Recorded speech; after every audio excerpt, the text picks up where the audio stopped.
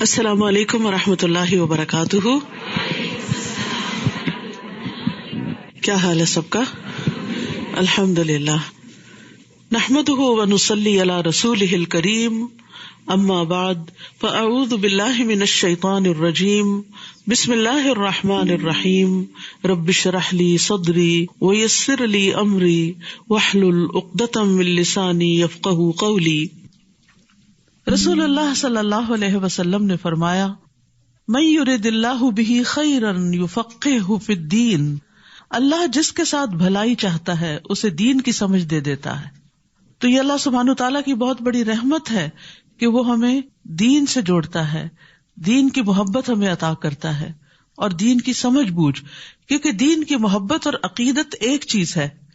اور جتنے بھی بائی برتھ مسلمان ہوتے ہیں، ماں باپ ان کو دین کی محبت دیتے ہیں تو وہ اپنے دین سے ایک لگاؤ ضرور رکھتے ہیں، لیکن دین کے ساتھ لگاؤ ایک چیز ہے اور دین کی سمجھ بوجھ الگ چیز ہے. تو جس کے ساتھ اللہ تعالیٰ بھلائی کا ارادہ کرتے ہیں، اس کو خیر کثیر سے نوازنا چاہتے ہیں، تو اس کو دین کی سمجھ بھی دے دیتے ہیں. اور دین کی سمجھ جو ہے بہت بڑی نعمت ہے، کیونکہ اس سے یہ زندگی بھی آسان ہوتی ہے اور اگلی زندگی بھی آسان ہوتی ہے. اور اس کے لیے انسان کو ایفرٹ کرنا پڑتی ہے، کوشش کرنا پڑتی، محنت کرنا پڑتی ہے. اور اس کے لیے انسان کو علم حاصل کرنے کے لیے اپنے گھر سے نکلنا پڑتا ہے. اور جو شخص علم حاصل کرنے کے لیے نکلے تو اس کے بارے میں حدیث میں آتا ہے، زر بن حبیش کہتے ہیں، میں صفوان بن نسال کی خدمت میں حاضر ہوا. انہوں نے فرمایا، کیسے آئے؟ میں نے کہا، علم حاصل کرنے کے لیے. تو انہوں نے کہا، میں نے رسول اللہ صلی اللہ علیہ وسلم کو یہ فرماتے ہوئے سنا ہے کہ جو شخص بھی علم کی طلب میں اپنے گھر سے نکلے، فرشتے اس کے عمل کو پسند کرنے کی وجہ سے اس کے لیے اپنے پر پھیلا دیتے ہیں. یعنی گھر سے نکل کر کوشش کر کے علم کی مجلس میں حاضر ہونا یہ بہت بڑی رحمت کا سبب ہے. اور فرشتوں جیسی مخلوق ایسے انسانوں کے آگے جھکتی ہے اور ان کے لیے پر پھیلاتی، یعنی ان کو عزت دینے کے لیے، ان کی وقت اور ان کی توقیر کے لیے. قرآن مجید میں اللہ تعالیٰ فرماتے ہیں، یرفع اللہ الذین آمنوا منکم والذین اوتوا العلم درجات. اللہ ان لوگوں کو درجوں میں بلند کرے گا جو تم میں سے ایمان لائے اور جنہیں علم عطا کیا گیا. یعنی ایمان میں تو بہت سے لوگ مشترک ہوتے ہیں، لیکن جو علم حاصل کرتے جاتے ہیں ایمان کے درجے بھی بڑھتے ہیں، اور جو علم کے درجے بڑھتے ہیں، ایمان کے درجے بڑھتے ہیں، تو انسان اللہ سبحانہ تعالیٰ کے قریب ہوتا چلا جاتا ہے. تو اصل عزت انسان کو مال سے نہیں ملتی، دنیا کے کسی اور جاہ و وقار سے نہیں. اللہ کے ہاں عزت انسان کو تقوی کی وجہ سے ملتی ہے، اور تقوی علم کے ساتھ آتا ہے. تقوی اللہ کے ڈر کا نام بھی ہے. اور انما یخشی اللہ من عبادہ العلماء، اللہ سے ڈرتے ہیں اس کے علم والے بندے. ابو ہریرہ رضی اللہ عنہ کہتے ہیں، میں نے رسول اللہ صلی اللہ علیہ وسلم سے سنا، آپ فرما رہے تھے، خبردار، بے شک دنیا ملعون ہے اور اس کی تمام چیزیں ملعون ہیں، یعنی اللہ کی رحمت سے دور کرتی ہیں. البتہ اللہ کا ذکر اور اس کی معاون چیزیں اور عالم یا متعلم، یعنی یہ اللہ کی رحمتوں میں ہے کہ انسان سیکھنے والا ہو یا پھر سکھانے والا ہو. تو اللہ سبحانہ وتعالی ہمیں اس کی توفیق عطا فرمائے. اور میں بہت اپریشیٹ کرتی ہوں ان خواتین کو جو صبح سویرے اپنے کام نپٹا کر دور دور سے سفر کر کے یہاں تک پہنچتی ہیں. کل ہی مجھے پتا چلا کہ جب اسکاربرو کے لوگ پہنچتے ہیں تو آلریڈی 2:45 ہو چکے ہوتے ہیں، اور پھر وہاں سے اتر کے دوبارہ جو اگلی بسز لیتے ہیں تو گھر پہنچتے ان کو کتنا وقت لگ جاتا ہوگا. لیکن یہ علم کا شوق ہے جو انہیں یہاں تک لے کر آتا ہے. اللہ تعالیٰ استقامت دے. اور باقی بھی جو لوگ مختلف جگہوں سے آ رہے ہیں، اللہ سبحانہ وتعالیٰ ان کا آنا بھی قبول کرے، اور ہر قدم پر فرشتے پر بچھائیں اور آپ کے درجات بلند ہوتے چلے جائیں. 5واں پارہ. اعوذ باللہ من الشیطان الرجیم. بسم اللہ الرحمن الرحیم. والمحصنات من النساء إلا ما ملكت أيمانكم كتاب الله عليكم وأحل لكم ما وراء ذلكم أن تبتغوا بأموالكم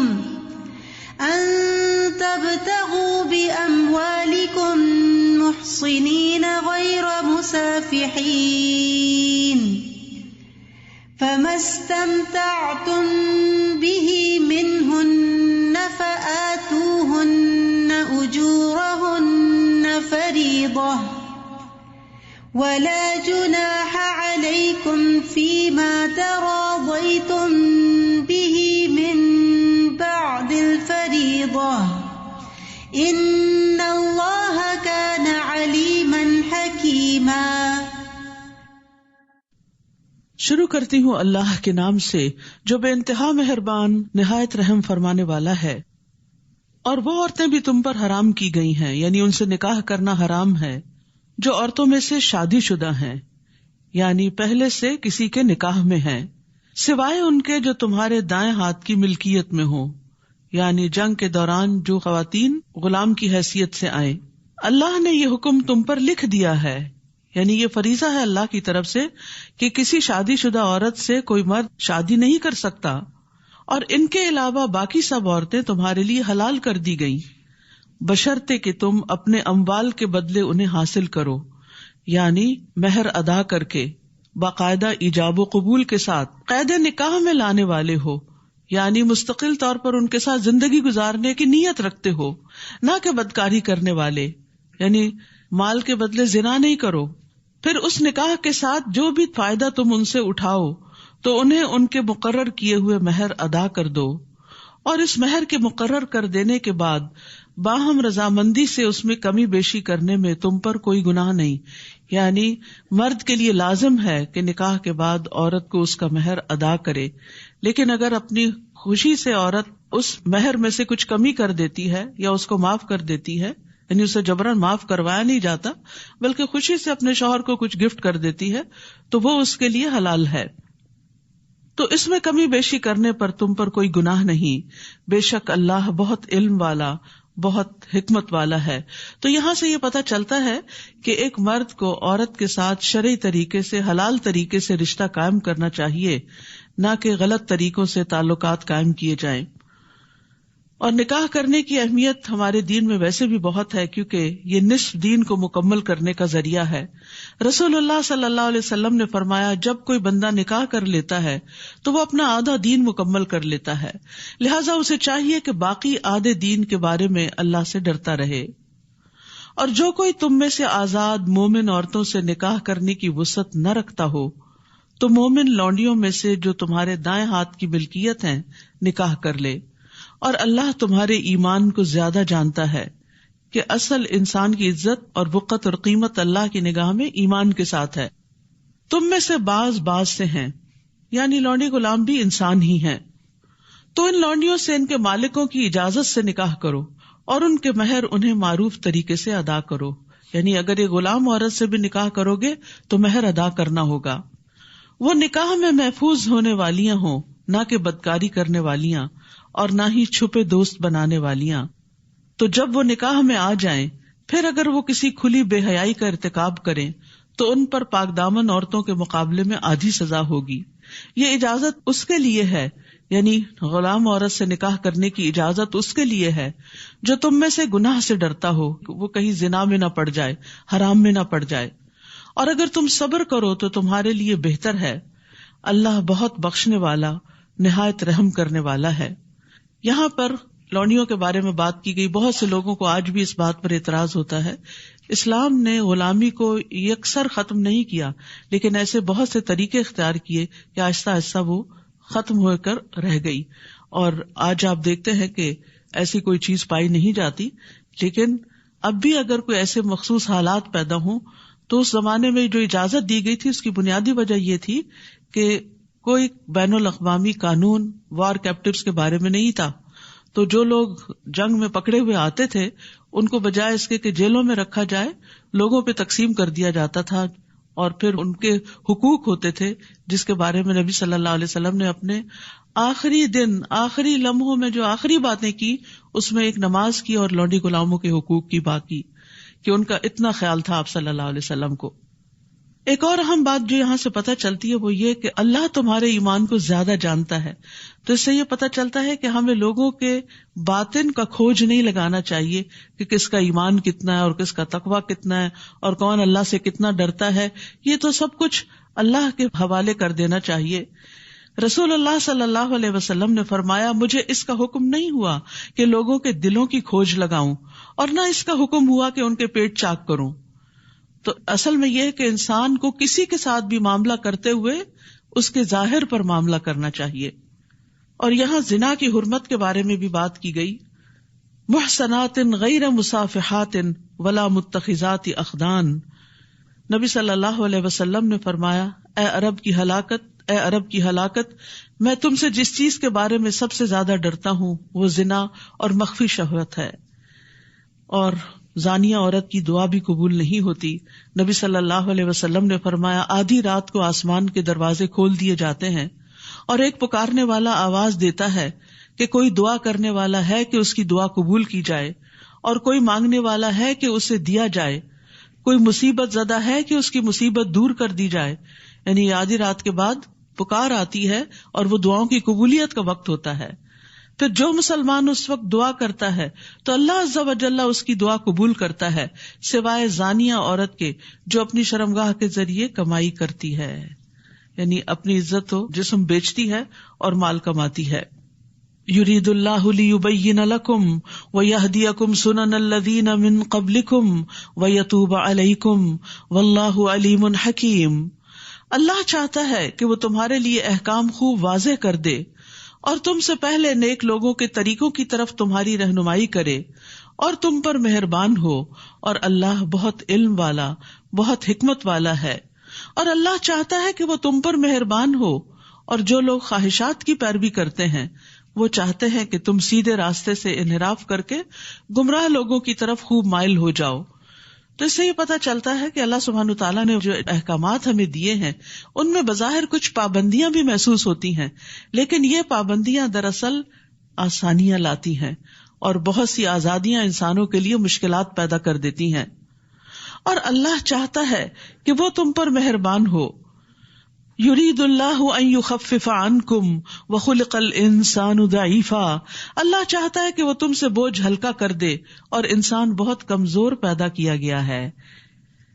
یا ایھا الذین آمنوا لا تأکلوا اموالکم بینکم بالباطل. اے لوگو جو ایمان لائے ہو اپنے مالوں کو آپس میں باطل طریقے سے نہ کھاؤ، یعنی مال کمانے کے غلط طریقے اختیار نہ کرو. چوری، ڈاکہ، غصب، یتیموں کا مال لوٹ لینا، تو اس طریقے کے تمام مال ہتھیانے کے طریقے باطل طریقے ہیں. مگر یہ کہ باہمی رضامندی سے تجارت ہو اور تم اپنے آپ کو قتل نہ کرو، یعنی ایک دوسرے کو بھی قتل نہ کرو. کسی مسلمان بھائی کو قتل کرنا ایسے ہی جیسے خود کو قتل کرنا، کیونکہ پھر بدلے میں انسان قتل بھی کیا جاتا ہے. اور دوسرے یہ کہ سوئسائڈ کی ممانعت ہے. یہاں خودکشی جو ہے وہ کبیرہ گناہوں میں سے ایک ہے، اور خودکشی کرنے والا جو ہے قیامت کے دن اور پھر حساب کتاب کے بعد اگر اللہ تعالیٰ اس کو جہنم میں بھیج دیں تو مسلسل جہنم میں جلنے کے ساتھ ساتھ اس آلے سے یا اس طریقے سے اپنے آپ کو بار بار مارنے کی کوشش کرے گا جس طرح اس نے خود کو دنیا میں مارا. بے شک اللہ تم پر نہایت مہربان ہے. یاد رکھیے اس زندگی کی قیمت پہچانیے، اس زندگی کی قدر کیجیے. یہ وقت کمانے کا ہے، آخرت بنانے کا ہے. اس میں مشکلات آتی ہیں تو اس میں مایوس نہ ہو اور اپنے آپ کو ختم نہ کر دے، کیونکہ اب تو کہتے ہیں کہ مر جائیں گے، مر کے بھی چین نہ پایا تو کدھر جائیں گے. اگر مرنے کے بعد بھی مسائل کم نہ ہوئے اور بڑھ گئے، مصیبت اور زیادہ ہو گئی تو پھر کہاں جائیں گے؟ پھر تو اپنی کوئی آزادی بھی نہیں ہوگی کہ ایک دفعہ پھر سے خود کو ختم کر دیا جائے. وَمَن يَفْعَلْ ذَلِكَ عُدْوَانًا وَظُلْمًا فَسَوْفَ نُصْلِيهِ نَارًا وَكَانَ ذَلِكَ عَلَى اللَّهِ يَسِيرًا. اور جو کوئی ظلم اور زیادتی سے ایسا کرے گا تو ہم ضرور اسے آگ میں جلائیں گے، اور یہ اللہ پر بہت آسان ہے. اگر تم ان بڑے بڑے گناہوں سے بچتے رہو گے جن سے تم روکے جاتے ہو تو ہم تمہاری برائیاں تم سے دور کر دیں گے اور تمہیں مقام عزت یعنی جنت میں داخل کریں گے. تو یہاں کبیرہ گناہوں سے بچنے کا حکم دیا جا رہا ہے، ابن عباس کہتے ہیں کہ ہر وہ گناہ کبیرہ ہے جس کو اللہ نے جہنم کی وعید یا لعنت یا غضب کی وعید پر ختم کیا، یعنی جس گناہ پر جہنم کی سزا بتائی گئی یا جس گناہ پر لعنت کی گئی وہ کبیرہ گناہ ہے۔ اللہ کے رسول صلی اللہ علیہ وسلم نے کچھ کبیرہ گناہوں کا ذکر کیا ہے، اس میں ایک اللہ کے ساتھ شرک کرنا، یہ سب سے بڑا کبیرہ گناہ ہے جس کی معافی ہی نہیں۔ پھر والدین کی نافرمانی کرنا، پھر آپ تکیہ لگائے ہوئے تھے، پھر اٹھ بیٹھے اور فرمایا خبردار اور جھوٹی گواہی دینا، پھر مسلسل اسی کی تکرار کرتے رہے یہاں تک کہ ہم لوگ کہنے لگے کاش آپ خاموش ہو جائیں۔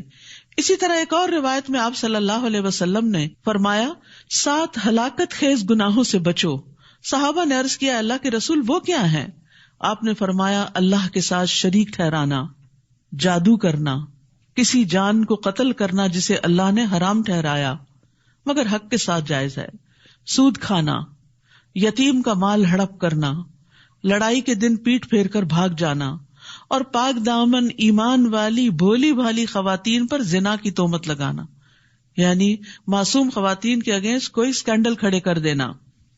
تو یاد رکھیے لا الہ الا اللہ اس وقت فائدہ دیتا ہے جب کبائر سے بچا جائے۔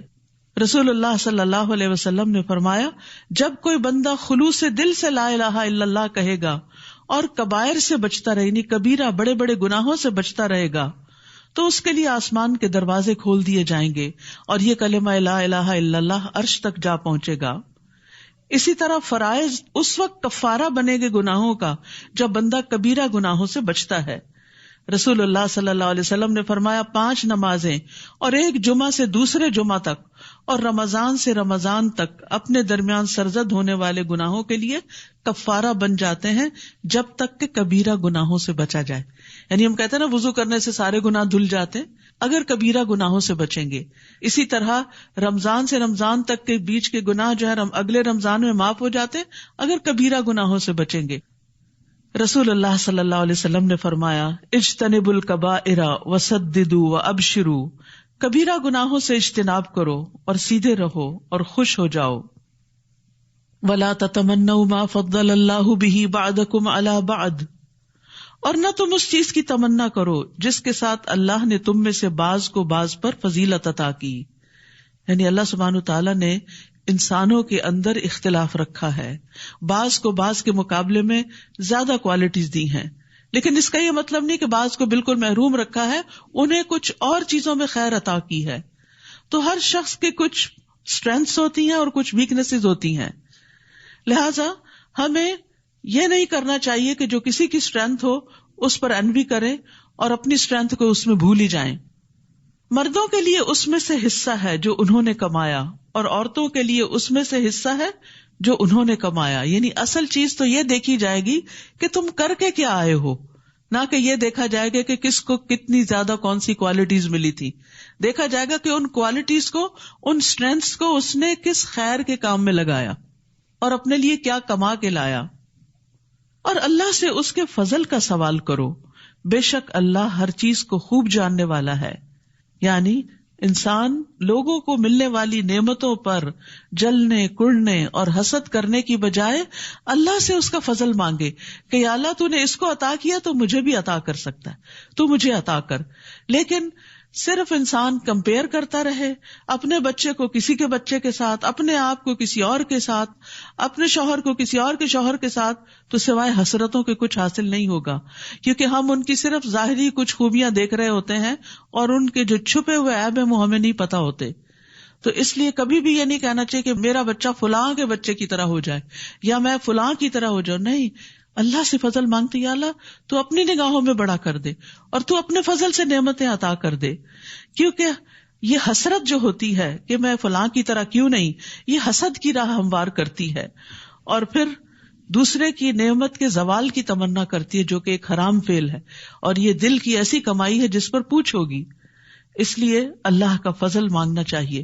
اور یہ بھی کہا گیا کہ اس آیت کا سبب نزول یہ ہے کہ بعض عورتوں نے کہا کاش ہم وراثت میں مردوں کے برابر ہوتی اور جہاد میں ان کے ساتھ شریک ہوتی، تو یہ آیت انہیں اس چیز سے منع کرنے کے لیے نازل ہوئی کہ مردوں کی برابری کی خواہش کرنا اللہ کے حکم کو رد کرنا ہے، کیونکہ عورتوں کی اپنی کچھ اسٹرینتھس ہیں، ان کے اپنے کچھ ایسے کام اور مواقع ہیں جن سے ان کے درجات بلند ہوتے ہیں.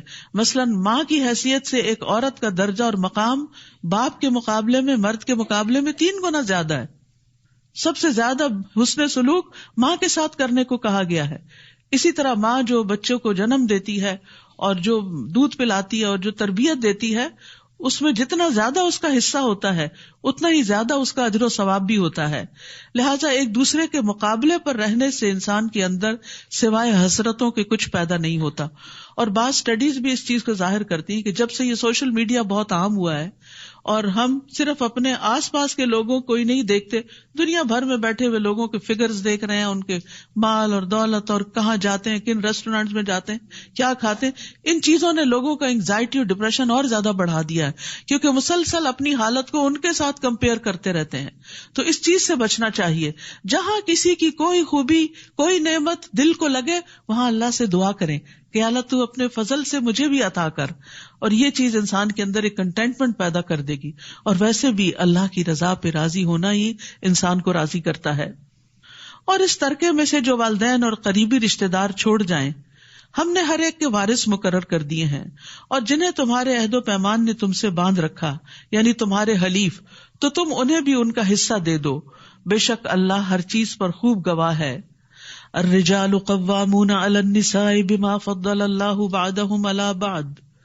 مرد عورتوں پر قوام ہیں، ذمہ دار ہیں. قیم کہتے ہیں مینیجر کو. قوام ہوتا ہے جو بہت زیادہ قائم رہے، کھڑا رہے، ذمہ داری لے.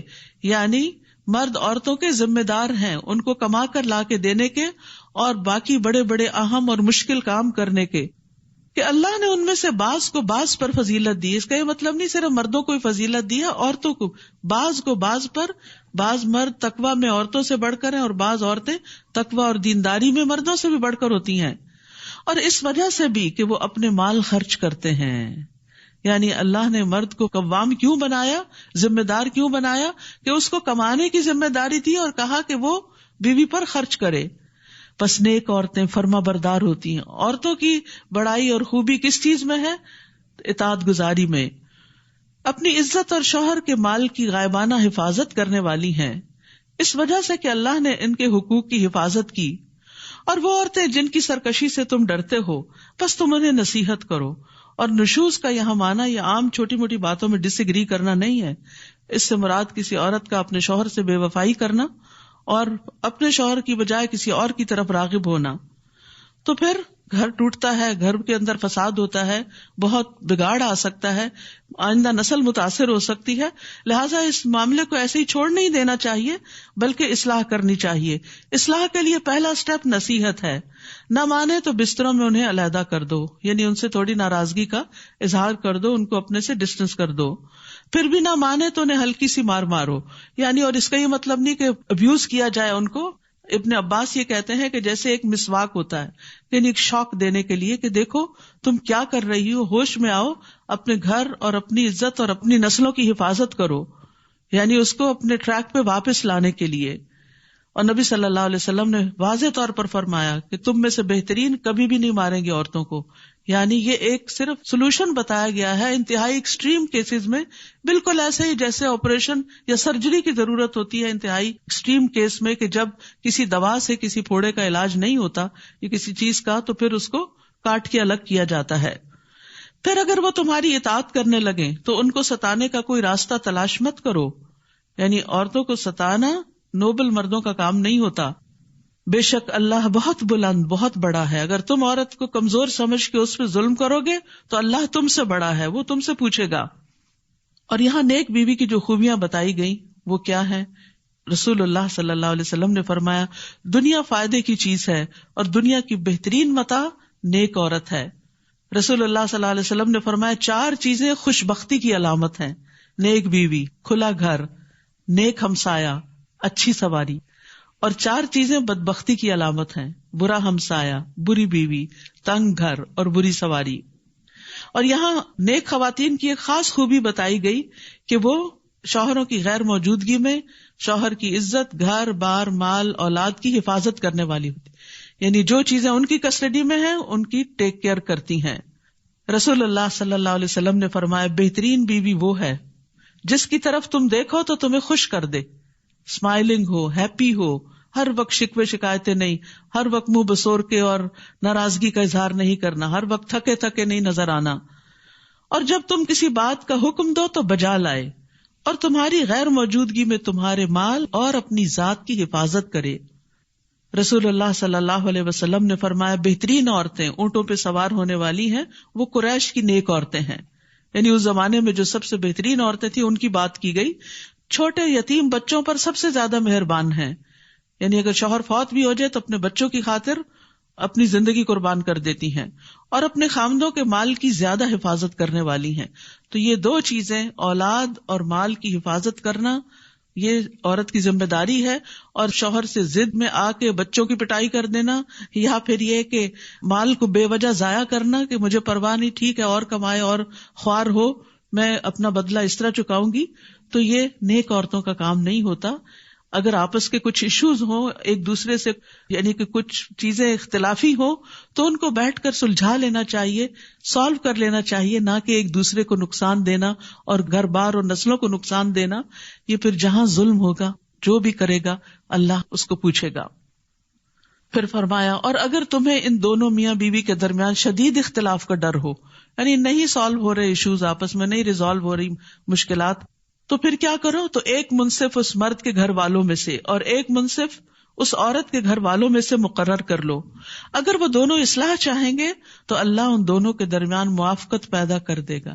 میاں بیوی کے جھگڑے میں جو چیز آپس کی موافقت کا سبب بنتی ہے وہ نیت ہے۔ جو گھر بسانا چاہے گا، جو ایک دوسرے کے ساتھ چلنا چاہے گا، اللہ تعالیٰ ان کے دلوں میں موافقت پیدا کر دے گا۔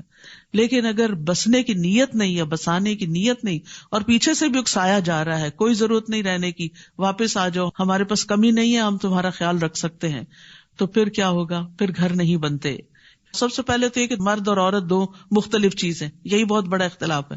پھر اس کے بعد سوچ کا اختلاف ہوتا ہے، پھر اس کے بعد پسند ناپسند کا ہوتا ہے، بیک گراؤنڈ کا ہوتا ہے، بہت ساری چیزیں اختلاف کا سبب ہوتی ہیں۔ تو یہ اختلاف جو ہے یہ اللہ سبحانہ وتعالیٰ کا ایک طریقہ ہے، کائنات کے اندر ہر چیز کے اندر اختلاف ہے۔ کوئی درخت بہت بڑے اور گھاس جتنا بھی عرصہ اس کو پانی دیتے رہے وہ گھاس ہی رہے گی، وہ بڑی نہیں ہو سکتی، اور اس کا حسن گھاس رہنے میں ہی ہے، نہ کہ درخت بننے میں۔ ذرا سا وہ اونچا ہوتا ہے تو کیا کر دیتے ہیں، اس کو کاٹ دیتے ہیں، کیونکہ اس کی خوبصورتی بچھنے میں ہے۔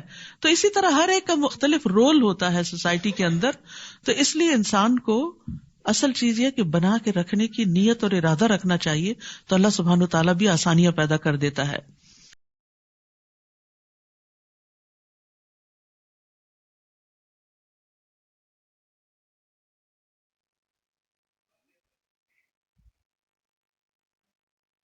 السلام علیکم ورحمۃ اللہ وبرکاتہ۔ جی الحمد للہ ہمارا 5ویں پارے کا پہلا لیکچر تھا، اور اس میں سورہ نساء میں خواتین کے مسائل کو بہت ہی اچھے طریقے سے بیان کیا گیا ہے، جو کہ گھر گھر کا مسئلہ ہے، اور چاہیے کہ خواتین ان کو سنیں اور اس کے مطابق اپنے آپ کو بہتر کرنے کی کوشش کریں، تاکہ وہ اپنی اگلی نسلوں کے لیے ایک بہتر ماحول پیدا کر سکیں۔ اور اللہ تعالی ہماری اس سلسلے میں مدد فرمائے، رہنمائی فرمائے۔ اور یہ ہمارا فہم القرآن کورس ہے، اور اس کے لیے جو اسٹوڈنٹس ہیں وہ اس میں اسائنمنٹس بھی لکھ سکتی ہیں، اور اس کا طریقہ کار بھی ہم وقتاً فوقتاً واضح کرتے رہتے ہیں، اور شروع کے لیکچرز میں موجود ہے، اس کا پراسپیکٹ بھی موجود ہے، اور اس کا پورا طریقہ کار بھی بتا دیا گیا ہے۔ تو انشاءاللہ ہم آگے سورہ نساء میں مزید احکامات کو جانیں گے۔ آج کے لیے اتنا ہی۔ سبحانک اللہم و بحمدک، اشہد ان لا الہ الا انت، استغفرک و اتوب الیک۔ السلام علیکم ورحمۃ اللہ وبرکاتہ۔